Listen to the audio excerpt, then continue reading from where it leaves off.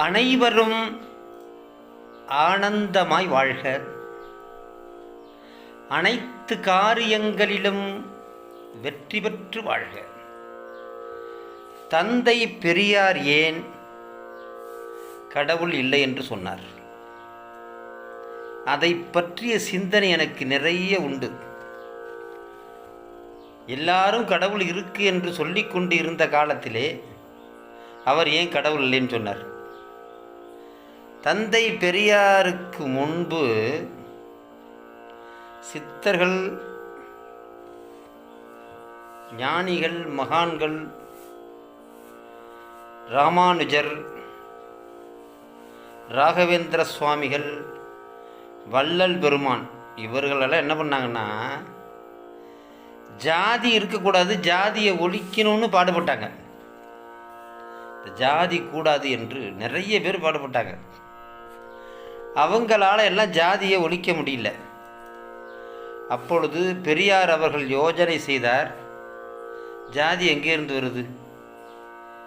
வேதம், புராணம், இதிகாசம் இதிலிருந்து ஜாதி எல்லாம் வருது. கடவுள் பேரை சொல்லி ஜாதியை சொல்கிறாங்க. அப்போ கடவுளை இல்லைன்னு சொல்லிட்டா ஜாதியை இல்லாமல் ஆக்கிடலாம். பெரியாருடைய பெரிய சிந்தனை இதுதான். கடவுள் இல்லைன்னு சொன்னால் ஜாதி கிடையாது போ அப்படின்னு அவர் ஒரு முடிவுக்கு என்ன பண்ணார்? கடவுள் இல்லை என்று சொன்னார். பெரிய ஒரு விஷயந்தான் அது. எல்லாரும் இருக்குன்னு சொல்லிட்டு இருக்கும்போது இல்லைன்னு சொல்கிறது சொல்லி அதற்கான ஒரு பெரிய ஒரு போராட்டத்தை ஏற்படுத்தி பெரிய ஒரு சாதனையை அதில் அவர் செய்துள்ளார்.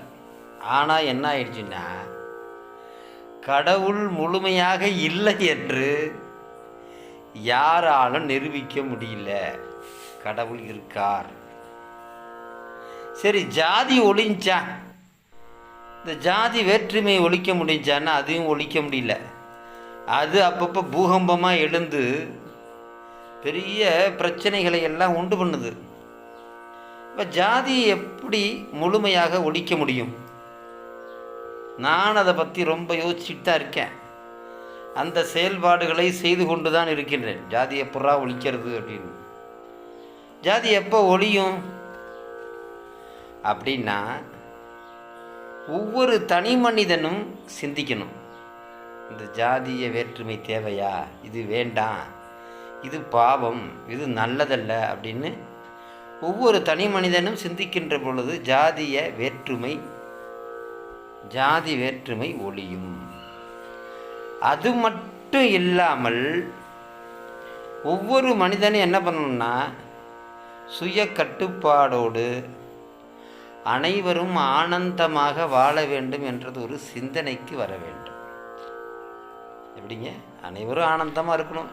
ஏதோ கொஞ்ச நாள் வாழ்ந்துட்டு போகிறோம், இதில் என்ன வேற்றுமை அப்படிங்கிற ஒரு சிந்தனைக்கு ஒவ்வொரு மனிதனும் வந்துவிட்டால், ஜாதிய வேற்றுமையை ஒவ்வொரு மனிதனும் வந்துவிட்டால் ஜாதிய வேற்றுமையை ஒழிக்க முடியும். அல்லனா ஜாதி பிரச்சனைகள் இருந்து கொண்டு தான் இருக்கும்.